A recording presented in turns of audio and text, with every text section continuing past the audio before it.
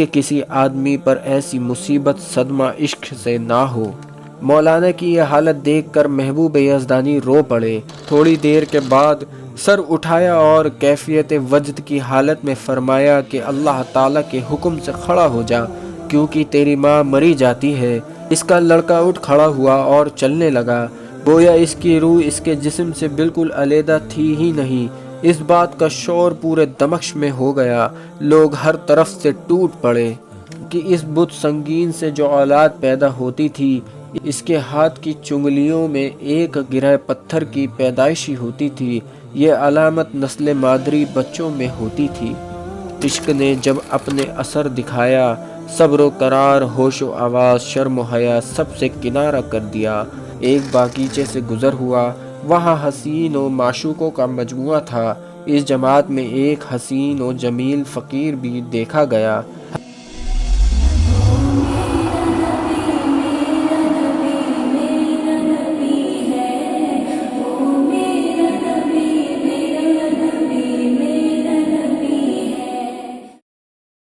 السلام علیکم ورحمۃ اللہ وبرکاتہ۔ معزز ناظرین، آج پھر ہم حاضر خدمت ہیں ایک نئی ویڈیو کے ساتھ، اور آج کی اس ویڈیو میں ہم مخدوم پاک کے چاہنے والوں کے لیے بہت ہی خاص مخدوم پاک کی چند کرامات لے کر آئے ہیں۔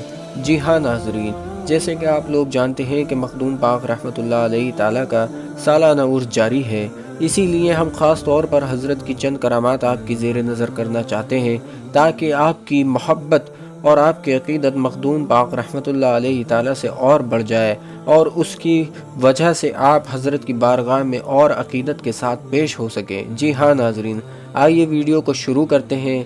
جب پیر علی بیگ حضرت کی دعا سے ایک مہم سے فتح کر کے واپس آیا، تو اس کے لشکر میں ایک بوڑھا شخص تھا جو سالہ سال سے گھاس لایا کرتا تھا۔ اس نے نہایت حسرت کے ساتھ یہ کہا کہ آج یوم عرفہ ہے، حاجی اپنے کعبہ مقصود کو پہنچے ہوں گے، کیا اچھا ہوتا کہ میں بھی اس دولت سے سرفراز ہوتا۔ حضرت محبوب یزدانی نے یہ سن کر فرمایا، کیا تم حج کرنا چاہتے ہو؟ اس نے عرض کیا، اگر یہ دولت نصیب ہوتی تو کیا ہی اچھا ہوتا۔ حضرت نے فرمایا، یہاں آؤ۔ وہ شخص آیا، حضرت نے اپنے دست مبارک سے اشارہ کیا اور فرمایا کہ جاؤ۔ بفوراً فرمان کی وہ شخص کعبہ شریف پہنچ گیا اور حج ادا کیا، اور 3 روز تک کعبہ شریف میں رہا۔ اس خیال میں ہوا کہ کوئی شخص مجھے میرے وطن تک پہنچا دیتا۔ اس خیال کے آتے ہی اس نے محبوب یزدانی کو وہاں دیکھا اور جا کر قدموں میں گر پڑا، پھر فرمایا کہ جاؤ۔ سر اٹھایا تو اپنے گھر وطن میں موجود تھا۔ سبحان اللہ، سبحان اللہ۔ حضرت محبوب یزدانی جب احمد آباد میں تشریف رکھتے تھے، آپ کے اصحاب ہمراہی تفریحاً سیر کو چلے گئے۔ ایک باغیچے سے گزر ہوا، وہاں حسین و معشوقوں کا مجموعہ تھا۔ اس جماعت میں ایک حسین و جمیل فقیر بھی دیکھا گیا۔ حضرت کے ہمراہی اس فقیر کو دیکھنے لگے۔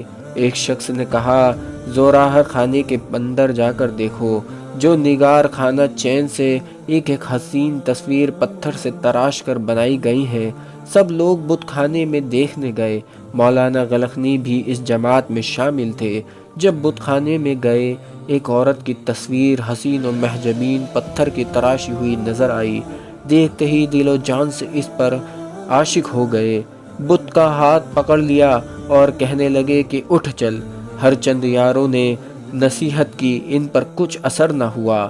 عشق نے جب اپنے اثر دکھایا، صبر و قرار، ہوش و آواز، شرم و حیا سب سے کنارہ کر دیا۔ چند روز بے آب و دانہ اس بت نزنین کا ہاتھ پکڑے کھڑے رہے۔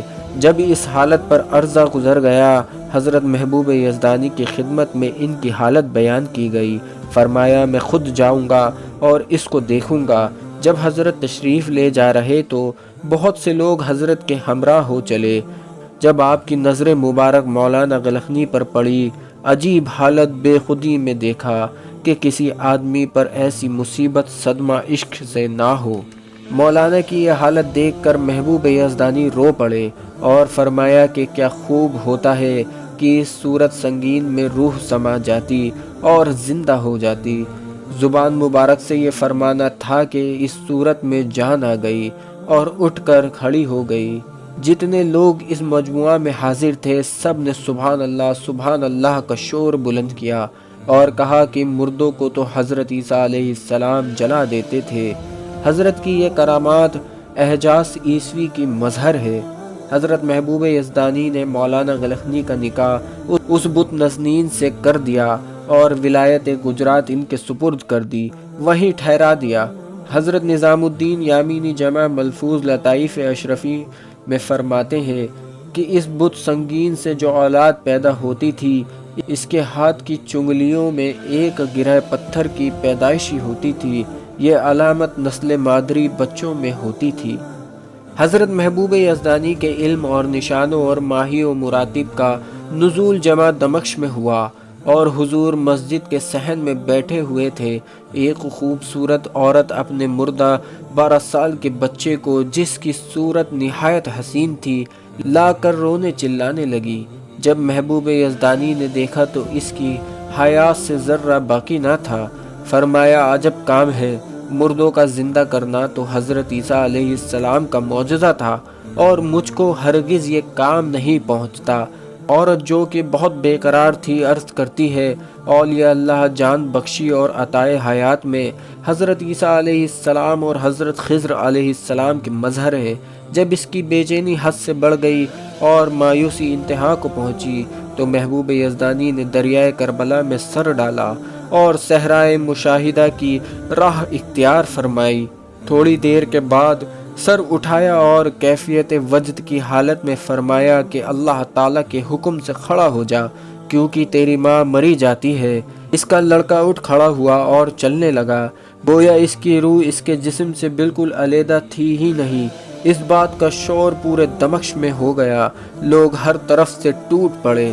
جب ہجوم بڑھ گیا تو آپ نے ہمراہیوں سے فرمایا کہ سامان سفر باندھ لو اور کوچ کرو، یہاں رہنے سے ہماری اوقات میں خلل پیدا ہوگا۔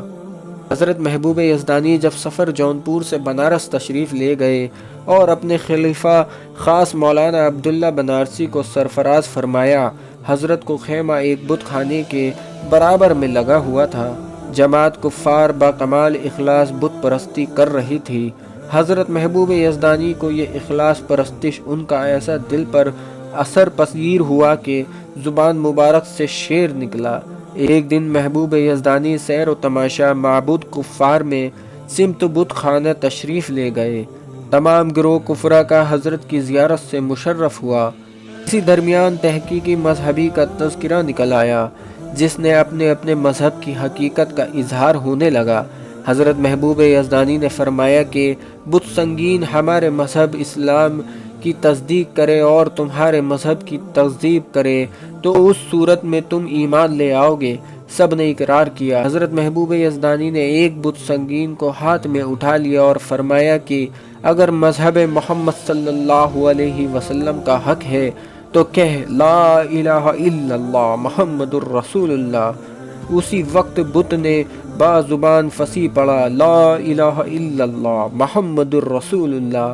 1000 لوگ اسی وقت کفر سے بیزار ہو کر مسلمان ہو گئے اور حضرت محبوب یزدانی کے دست اقدس پر بیعت کی۔ سبحان اللہ سبحان اللہ۔ حضرت محبوب یزدانی دارالسلطنت روم میں عرصہ تک قیام فرما تھے اور ہمراہیوں کے لیے ایک خانقاہ بنائی تھی اور اس کے پہلو میں ایک خلوت خانہ تیار کر رکھا تھا کہ وہاں خود آرام فرما تھے۔ ایک دن سلطان ولد کے صاحبزادے نے، جو حضرت مولانا رومی کے جانشین تھے، حضرت محبوب یزدانی کے دعوت کی اور بہت سے مشائخ کو اس دعوت میں بلایا۔ شیخ الاسلام نے، جو بڑے عالم و فاصل تھے اور کسی قدر حضرت کے بارے میں نکتہ چینی دل میں رکھتے تھے، دل میں ٹھان لیا تھا کہ جب حضرت سید سمنانی اس مجلس میں تشریف لائیں تو وہ مشکل مسئلہ ان سے پوچھوں کہ جس کے جواب سے وہ عاجز ہوں۔ جب حضرت کے قدم مبارک نے محفل میں جانے کی راہ اختیار کی اور جب تک حضرت دروازے پر پہنچے، شیخ الاسلام کی نگاہ میں ایسا نظر آیا کہ ایک صورت حضرت کی شکل میں حضرت کے جسم سے باہر نکلی اور ایک صورت اس صورت سے دوسری پیدا ہوئی۔ اسی طرح مثل حضرت کی 100 شکلیں شیخ الاسلام کو نظر میں ظاہر ہوئیں۔